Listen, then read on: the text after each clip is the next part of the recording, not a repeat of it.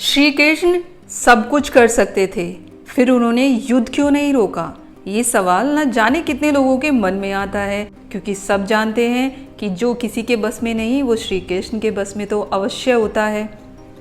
फिर ऐसा क्या था कि भगवान होकर भी श्री कृष्ण ने इस युद्ध को होने से नहीं रोका? भगवान श्री कृष्ण सर्वशक्तिमान, सर्वज्ञ और समय के स्वामी, अगर वो चाहते तो महाभारत का विनाशकारी युद्ध अवश्य टल सकता था। अगर वो चाहते तो लोगों की जान बच सकती थी। तो फिर सवाल यही उठता है, भगवान होकर भी श्री कृष्ण ने युद्ध क्यों नहीं रोका? क्या ये उनकी लीला थी या कोई गहरी योजना? आज इस वीडियो में हम यही जानने वाले हैं कि महाभारत का युद्ध आखिर श्री कृष्ण ने क्यों होने दिया। सबसे पहली बात, श्री कृष्ण ने युद्ध टालने का प्रयास किया था। बहुत लोग नहीं जानते कि श्री कृष्ण ने युद्ध रोकने की हर संभव कोशिश की थी।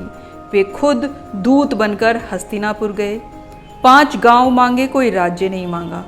उन्होंने दुर्योधन को समझाया, युद्ध में सिर्फ शरीर नहीं मरते, संस्कार मरते हैं, रिश्ते टूटते हैं। लेकिन दुर्योधन ने उत्तर में क्या कहा, क्या आप वो जानते हैं? दुर्योधन ने श्री कृष्ण को उत्तर दिया था, मैं सुई की नोक के बराबर भी भूमि नहीं दूंगा। इस अहंकार को देखकर श्री कृष्ण के मन में आ गया था कि अब तो विनाश तय है, और यही अहंकार विनाश की जड़ भी बना। श्री कृष्ण केवल योद्धा नहीं थे, वो थे धर्म के मार्गदर्शक। वो जानते थे कि अधर्म जब अपनी सीमाएं पार कर देता है तो उसे रोकने के लिए केवल संवाद नहीं, संहार भी जरूरी होता है। गीता में उन्होंने यही तो कहा है, जब जब अधर्म बढ़ेगा तब तब मैं अवतार लूंगा। युद्ध उनका उद्देश्य नहीं था, धर्म की स्थापना उनका उद्देश्य था। और जब सभी प्रयास विफल हो गए तो उन्होंने अर्जुन को गीता सुनाई, जिसमें उन्होंने कहा, कर्म करो, फल की चिंता मत करो। अब सवाल आता है, जब वो भगवान थे तो सीधे ही दुर्योधन को क्यों नहीं मार दिया? क्योंकि श्री कृष्ण न्याय के पक्षधर थे, तानाशाही के नहीं। वो चाहते थे कि मनुष्य अपने कर्मों से सीखे।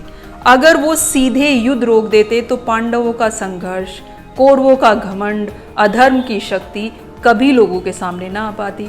उन्होंने खुद को युद्ध में निशस्त्र रखा, सिर्फ सारथी की भूमिका निभाई, ताकि धर्म की विजय करने में मानव का परिश्रम दिखाई दे। उन्होंने मार्ग दिखाया, अर्जुन का पूरा साथ दिया। महाभारत केवल भाइयों का युद्ध नहीं था, यह था धर्म और अधर्म का अंतिम युद्ध। युद्ध जरूरी था। क्यों? क्योंकि जब गुरु द्रोण युद्ध भूमि में बच्चों को मारने लगे, जब भीष्म पितामह सत्य जानते हुए भी चुप रहने लगे, जब दुर्योधन द्रौपदी का चीर हरण करवा कर भी राजगद्दी पर बैठा रहा, तब युद्ध जरूरी था। युद्ध ही एकमात्र रास्ता था। कभी कभी शांति की रक्षा के लिए युद्ध जरूरी होता है। विनाश के बाद ही सृजन होता है, और श्री कृष्ण इस युग परिवर्तन के सूत्रधार थे। श्री कृष्ण हमें सिखाते हैं, भगवान चमत्कार नहीं करते, वो मार्ग दिखाते हैं। हमारे जीवन में जब संघर्ष हो तो ये सवाल मत करो, भगवान ने मदद क्यों नहीं की, बल्कि ये सोचो, क्या मैंने अपने धर्म और अपने कर्म को पूरी निष्ठा से निभाया? श्री कृष्ण ने युद्ध नहीं रोका, क्योंकि युद्ध धर्म का था। धर्म को अधर्म से टकराना ही था। अगर वो युद्ध रोकते तो गीता हमें नहीं मिलती, ना ही अर्जुन जैसा योद्धा प्रेरणा बनता। इसलिए उन्होंने युद्ध नहीं रोका, बल्कि युद्ध को ही सही मार्गदर्शन दिया। क्या आज के समय में भी हमें श्री कृष्ण जैसा मार्गदर्शन चाहिए? आप लोगों का इस पर क्या विचार है? जो लोग सोचते हैं कि श्री कृष्ण ने भगवान होते हुए भी ये युद्ध क्यों नहीं टाला, तो आज इस वीडियो को देखने के बाद शायद आपको ये समझ आ जाए कि युद्ध आवश्यक था। अगर ये युद्ध ना होता तो बहुत से लोगों के चेहरे सामने नहीं आते। किस इंसान ने महाभारत के युद्ध में क्यों जन्म लिया, क्यों उसकी मृत्यु हो रही है, क्या कारण थे, वो सारे राज खुलकर सामने ना आते। सारे राज राज ही रह जाते, और अगर राज राज रह जाते तो आगे का जीवन शिक्षाएं लेकर कैसे चलता। तो ये युद्ध अधर्म पर धर्म की जीत भी था, और जीवन को जीने की कला सिखाने वाला भी था।